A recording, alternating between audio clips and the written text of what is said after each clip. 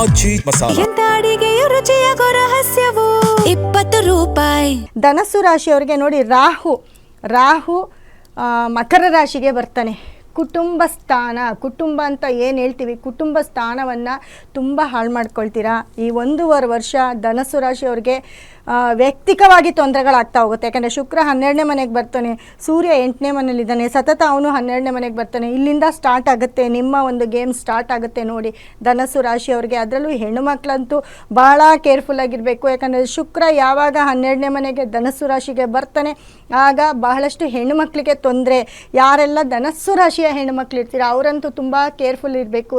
ಕೆಲವೊಂದು ವೈಯಕ್ತಿಕ ವಿಷಯಗಳು, ಗುಪ್ತ ವಿಷಯಗಳು ಬಯಲಾಗುವಂಥ ಚಾನ್ಸಸ್ ಅತಿ ಹೆಚ್ಚಿರುತ್ತೆ. ಯಾರಿಗಾದ್ರೂ ನೀವೇನಾದರೂ ಸೀಕ್ರೆಟ್ ಹೇಳಿದ್ರೆ ಅದು ಕೂಡ ಬಯಲಾಗುವಂಥದ್ದು, ಅಥವಾ ನೀವು ಯಾರ ಹತ್ರನಾದರೂ ಮಾತಾಡಿದರೆ ಎಲ್ಲೋ ಒಂದು ಕಡೆ ವಿಷಯ ಸ್ಪ್ರೆಡ್ ಆಗೋದು, ಇದೆಲ್ಲವೂ ನಡೆಯುತ್ತೆ. ಯಾರ್ಯಾರೆಲ್ಲ ಧನಸ್ಸು ರಾಶಿಯವರು ಇರ್ತೀರ ಅವರೆಲ್ಲರೂ ಕೇರ್ಫುಲ್ ಆಗಿರಿ ಅಂತ ಹೇಳ್ತಾ ಇದ್ದೀನಿ.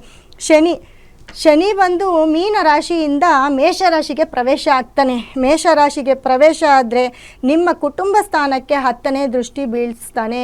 10ನೇ ದೃಷ್ಟಿ ಬಿದ್ದಾಗ ಖಂಡಿತವಾಗ್ಲೂ ಹೇಳ್ತೀನಿ, ಕುಟುಂಬದಲ್ಲಿ ತುಂಬ ಅಲ್ಲೋಲ ಕಲ್ಲೋಲ, ಕುಟುಂಬದ ಸಮಸ್ಯೆ, ಒಟ್ಟು ಕುಟುಂಬ ಇದ್ದರೆ ಅಣ್ಣ ತಮ್ಮದಿರ ಜಗಳ, ಅಕ್ಕ ತಂಗಿರ ಜಗಳ, ತಂದೆ ತಾಯಿಗಾಗಲ್ಲ, ಗಂಡ ಹೆಂಡತಿ ಸಮಸ್ಯೆ, ಇವೆಲ್ಲವೂ ಹೋಗುತ್ತೆ. ಮತ್ತು 3ನೇ ಮನೆ ಮೇಷರಾಶಿಯಲ್ಲಿದ್ದು ಮೇಷರಾಶಿಯಿಂದ 3ನೇ ಮನೆ ಅಂತ ಅಂದರೆ ಮಿಥುನ ರಾಶಿಯನ್ನು ನೋಡ್ತಾನೆ. ಮಿಥುನ ರಾಶಿ ಧನಸ್ಸು ರಾಶಿ ಅವರಿಗೆ 7ನೇ ಭಾವ ಆಗುತ್ತೆ. 7ನೇ ಮನೆ ನೋಡಿದಾಗ ಏನಾಗುತ್ತೆ, ಪಾರ್ಟ್ನರ್ಶಿಪ್ಪಿಂದ ದೂರ ಆಗ್ತೀರಾ. ಗಂಡ ಹೆಂಡತಿಯ ಹಸ್ಬೆಂಡ್ ಆ್ಯಂಡ್ ವೈಫು, ಇದು ಗಂಡನದಾದರೂ ಆಗಿರ್ಬೋದು, ವೈಫ್ದಾದರೂ ಜಾತಕ ಆಗಿರ್ಬೋದು, ಅವರ ಮಧ್ಯೆ ಕಲಹಗಳು, ಸಮಸ್ಯೆಗಳು ಬರುತ್ತೆ. ತುಂಬ ಜನಕ್ಕೆ ಡೈವೋರ್ಸ್ ಆಗುವಂಥ ಚಾನ್ಸಸ್ ಅತಿ ಹೆಚ್ಚಿರುತ್ತೆ. ಒಟ್ಟು ಕುಟುಂಬವನ್ನು ಹಾಳು ಮಾಡ್ತಾನೆ. ಸೊ ಹಾಗಾಗಿ ಶನಿ ಅಲ್ಲಿಂದ ಮತ್ತೆ ಅಷ್ಟಕ್ಕೆ ಬಿಡಲ್ಲ, ರಿಲೇಷನ್ಶಿಪ್ ಅಷ್ಟಕ್ಕೆ ಬಿಡೋದಿಲ್ಲ. ಅದನ್ನು 2ನೇ ಮನೆ ಕುಟುಂಬ ಸ್ಥಾನವನ್ನು ನೋಡಿದಾಗ ಟೋಟಲ್ ಕುಟುಂಬದಲ್ಲಿ ನೀವೇ ಒಬ್ಬರು ಬೇರೆಯವರಾಗ್ತೀರಾ. ಈ ಒಂದು ಸಂದರ್ಭ ಕೂಡ ಈ 1.5 ವರ್ಷ ನೀವು ಇದನ್ನೆಲ್ಲ ಅನುಭವಿಸ್ತೀರಾ. ಯಾಕಂದರೆ ಅದರ ಜೊತೆಗೆ ರಾಹು ಕೂಡ ಕುಟುಂಬಕ್ಕೆ ಬರ್ತಾನೆ. ಆ ರಾಹು ಇರೋ ಮನೆಗೆ, ಕುಟುಂಬ ಸ್ಥಾನಕ್ಕೆ ಶನಿಯ ಒಂದು ದೃಷ್ಟಿ ಬಿದ್ದಾಗ ಖಂಡಿತವಾಗ್ಲೂ ತುಂಬ ತೊಂದರೆಗೊಳಪಡ್ತೀರಾ. ವೈಯಕ್ತಿಕವಾಗಿರ್ಬೋದು, ಆರೋಗ್ಯಕವಾಗಿರ್ಬೋದು, ಆರ್ಥಿಕವಾಗಿರ್ಬೋದು, ಅಥವಾ ಯಾವುದಾದ್ರೂ ಒಂದು ಸಮಸ್ಯೆ ಬರ್ತಾನೇ ಇರುತ್ತೆ. ಯಾರಾದರೂ ಕಂಪ್ನಿ ನಡೆಸ್ತಿದ್ರೆ ಅಥವಾ ಏನಾದರೂ ಬಿಸ್ನೆಸ್ ಮಾಡ್ತಿದ್ರೆ, ಯಾವುದಾದ್ರೂ ಸಂಸ್ಥೆಗಳು ನಡೆಸ್ತಿದ್ರೆ ತುಂಬ ಹುಷಾರಾಗಿರಬೇಕಾಗತ್ತೆ. ಅದರಿಂದ ಯಾವುದಾದ್ರೂ ಒಂದು ಸಣ್ಣ ವಿಷಯ, ಲೋಪ ದೋಷಗಳಿದ್ರೂ ಕೂಡ ಅದೆಲ್ಲೋ ಒಂದು ಕಡೆ ರಿವೀಲ್ ಆಗುತ್ತೆ, ಹೊರಗಡೆಗೆ ಬರುತ್ತೆ. ಇದನ್ನು ಸಾಕಷ್ಟು ಬಾರಿ ಎಲ್ಲ ರಾಶಿಯವ್ರಿಗೂ ಈ ಗ್ರಹಗಳು ಚೇಂಜ್ ಆದಾಗ ಹೇಳ್ತಾ ಬಂದಿದ್ದೀನಿ. ಆ ರೀತಿ ತುಂಬ ಜನಕ್ಕೆ ಆಗಿದೆ ಕೂಡ. ಯಾಕಂದರೆ ನಮ್ಮ ಹತ್ರ ಬರ್ತಾರಲ್ವ ಜಾತಕ ಕೇಳೋಕ್ಕೆ, ಹೌದು ಕರೆಕ್ಟ್ ಅಂತ ಹೇಳ್ತಾರೆ.